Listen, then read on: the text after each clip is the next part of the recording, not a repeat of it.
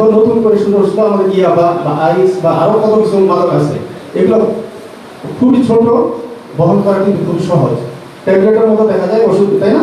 ট্যাবলেটের মতো দেখা যায় যে আপনি অহরহ বহন করতে পারে।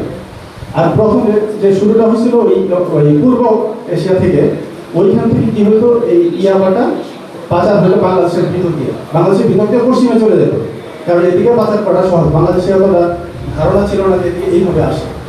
তো এই পাচার হইতে হইতে দেখা গেল যে শুধু পাচার হওয়ার পরে এই যে মাঝ পথে যে ট্রানজিট পয়েন্ট বাংলাদেশ, এইখানে ঢাকা বা বিভিন্ন শহরগুলোতে, বড় বড় শহরগুলোতে আস্তে আস্তে কিছু তারা গ্রাহক জোগাড় করতে লাগলো। যদি দূরে ইয়ে থেকে আমাদের দেশে এটা খাই কিনা, বিশেষ করে প্রথম শুরু হয় কোথায়, আমাদের ভার্সিটিগুলো, প্রাইভেট ভার্সিটিগুলোতে, স্কুল কলেজ প্রাইভেট ভার্সিটিগুলো।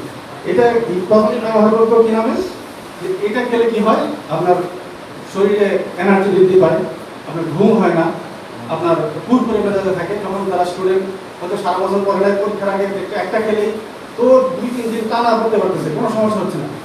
তো এই একজন দুজনের হাত ধরে এই মাদকটা কিন্তু আমাদের এই ক্যাম্পাসগুলোতে ছড়াচ্ছে।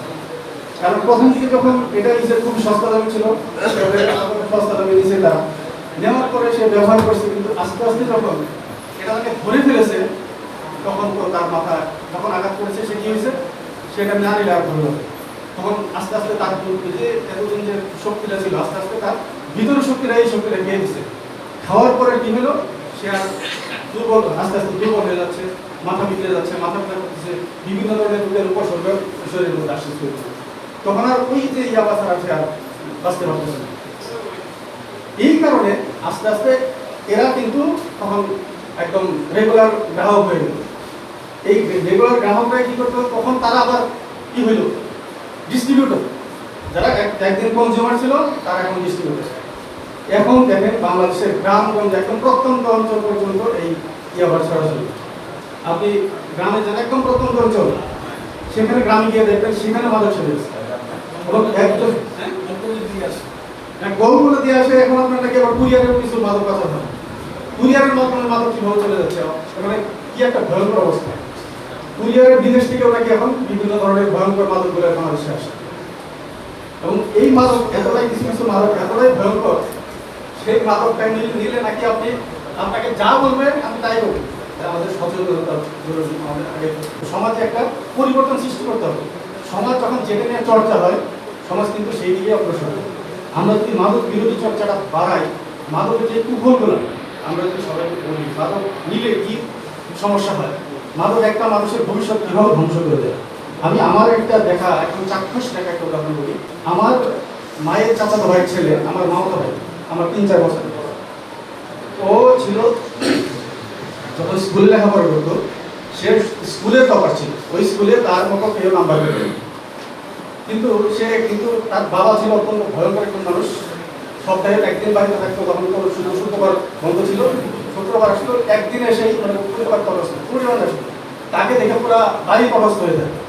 মানে এত ভয়ঙ্কর ছিল এই লোকটা। আর বাচ্চাদের খুবই পিটাইতো, সে সিগারেট খায়।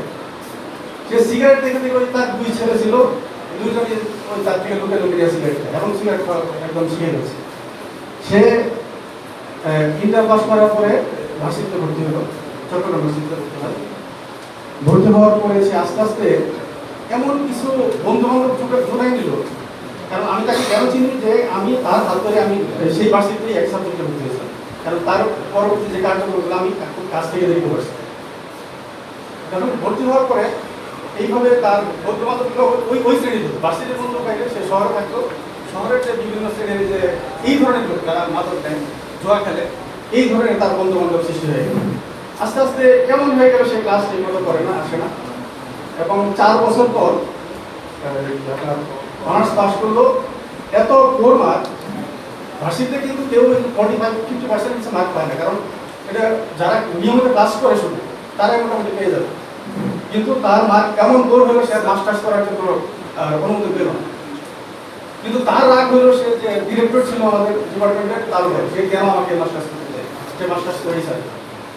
এইভাবে তো একদিন এমবিএতে ভর্তি হলো। সে এমবিএ কিছুদিন করার পরে লোক একদিন আমি তখন ওই সময় ক্লাস 4 ইয়ারে পড়েছি।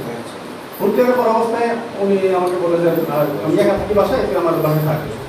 তো আমি সব ওয়ান থেকে দিয়ে মানে সব গুছাইলে আমি ওনার বাসায় উঠলাম, ওনার মেসে একা থাকতে হচ্ছে। ও থাকার পর হঠাৎ করে একদিন আমার ভর্তি হওয়ার পরীক্ষা শুরু হয়েছে, একটা পরীক্ষা শেষ, দ্বিতীয় পরীক্ষার 3 দিন বাকি। হঠাৎ করে বলছে তুই এই কর, এই তুই গিয়ে তুই বন্ধুর বাসায় 3 দিন থাক, মানে আজকে রাত 5 দিন বন্ধুর বাসায় থাকা, আমার লোকজন আসবে এখানে তোর পার্টি হবে।